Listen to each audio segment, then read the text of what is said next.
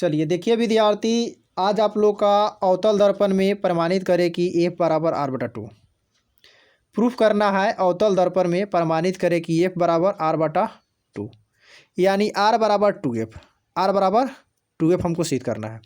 दो डिवाइड में है तो इधर जाएगा तो मल्टीप्लाई में हो जाएगा, यानी 2F के साथ गुना हो जाएगा। तो R बराबर क्या हो जाएगा 2F, R बराबर क्या हो जाएगा 2F। तो इसको प्रमाणित करने से पहले हम क्या करेंगे कि एक दर्पण मानेंगे।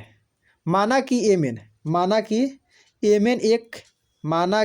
एक क्या है अवतल दर्पण है। यहाँ पे देखिए यह एम एन है, एम है यहाँ, एन है यहाँ। एम एन क्या है एक अवतल दर्पण है। क्या है यह अवतल दर्पण। अवतल दर्पण कैसे समझेंगे कि अवतल दर्पण तो बाहर से कलाई किया हुआ है। देखिए ये बाहर से कलाई किया हुआ रहता है तो यह अवतल दर्पण है। तो ये फिगर पहले हम बना लेंगे कि ये क्या है अवतल दर्पण है। उसके बाद क्या करेंगे कि जिसमें ध्रुव पी है, यानी यह पी है ना, यह पॉइंट पी, इसको पोल कहते हैं इंग्लिश में, हिंदी में ध्रुव कहते हैं इसको। तो ये ध्रुव मानेंगे। फिर उसके बाद कहेंगे मुख अक्ष पीसी, मुख अक्ष इसका क्या है पीसी है। पी से लेकर के यहाँ से लेकर के यहाँ तक ये पीसी है। मुख अक्ष क्या है पीसी है। फिर ए बी आपतित किरण है। ए बी क्या है आपतित किरण है। ए बी एक आपतित किरण है। देखिए यहाँ पे आपतित किरण लिखा गया है, आपतित किरण है। फिर आपतित किरण जो दर्पण से परिवर्तन के बाद, जब यह दर्पण में पड़ता है तो यह परिवर्तन हो जाता है। क्या होता है परिवर्तन के बाद यहाँ टकराता है, यहाँ से यह रिफ्लेक्स कर जाता है, यानी परिवर्तित होकर के ये आता है।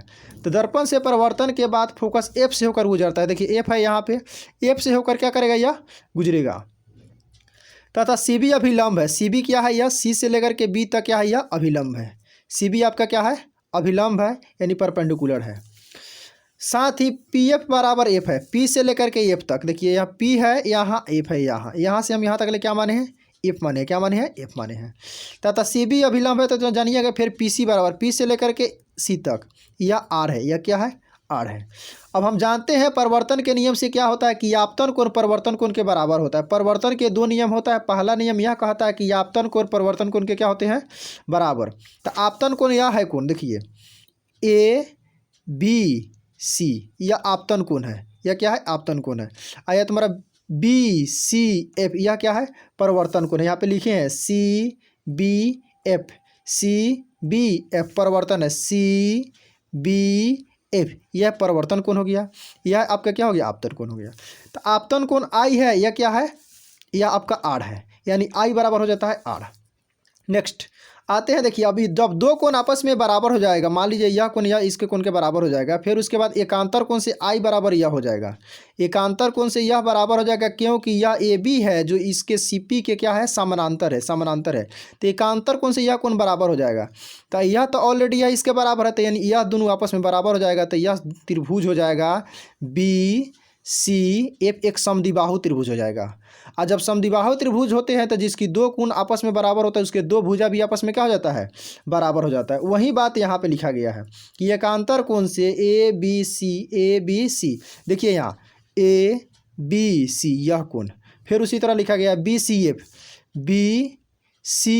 एफ यह कोण, यानी आई यह आई दोनों आपस में क्या हो गया बराबर हो गया है।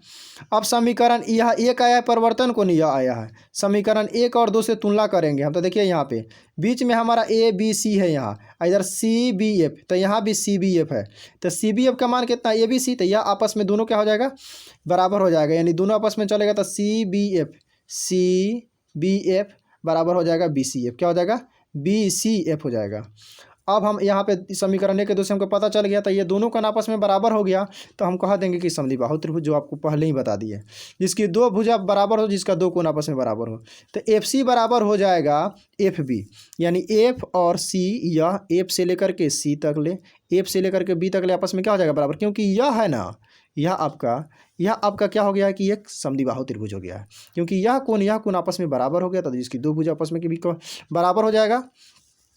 उसके बाद आइए यहाँ पे, अब बराबर हो गया तो यहाँ से P है जो B के, यानी B कहिए चाहे P कहिए, जो काफ़ी दोनों आपस में क्या है नज़दीक है। देखिए यह और यह पॉइंट B और P आपस में काफ़ी सन्निकट माना जाता है, यानी समपाती मानते हैं इसको, जिसको नज़दीक होने के कारण क्या हो जाता है कि आपका F